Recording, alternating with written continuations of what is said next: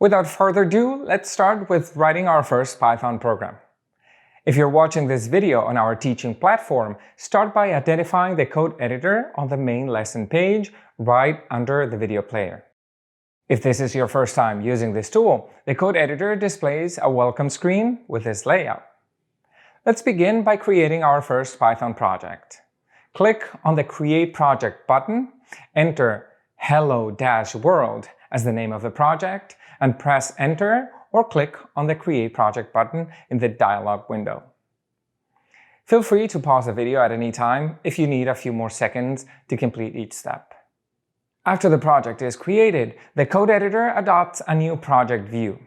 This view includes the current project name on the top left, a toolbar with action buttons on the top right, and a set of tabs with all project files below.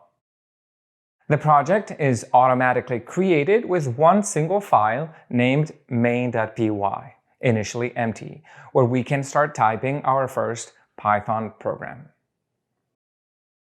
It is a decades-long tradition in the world of computer science to use a so-called Hello World program as the most basic program to write when a newbie programmer is initially exposed to a new programming language. A Hello World program is one whose sole purpose is writing a message that says Hello World into the console. With a minimum amount of code, this program allows us to verify that our Python project is correctly set up and ready to run. Type the following code in the code editor.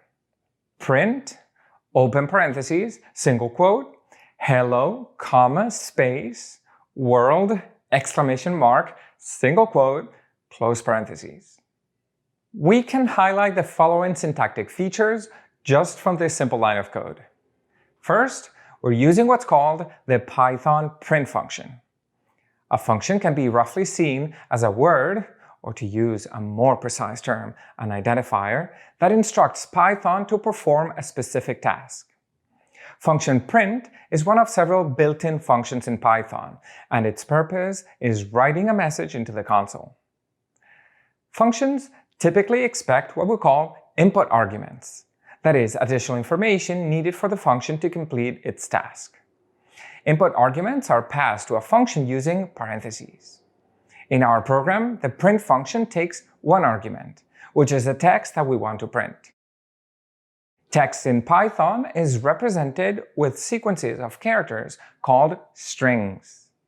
You can type a string by enclosing characters within single quotes or double quotes.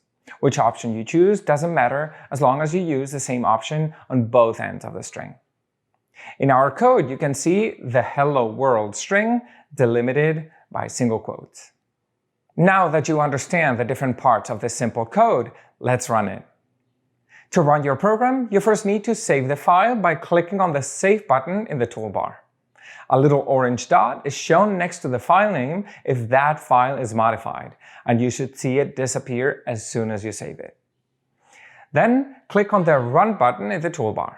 Immediately, you'll see a new console tab open up in your project, and your program will start running.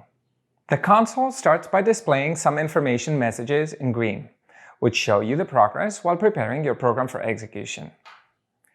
When the setup is complete, the console transfers control to your program, and its output is shown in black. If everything went well, you should observe the Hello World message printed on the console. Now, if you'd like, you may pause the video and experiment printing other messages.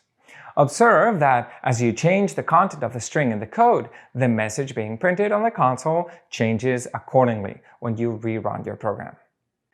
If you enjoyed this content, you may watch the rest of this lesson at computersciencecamp.com, linked in the description below.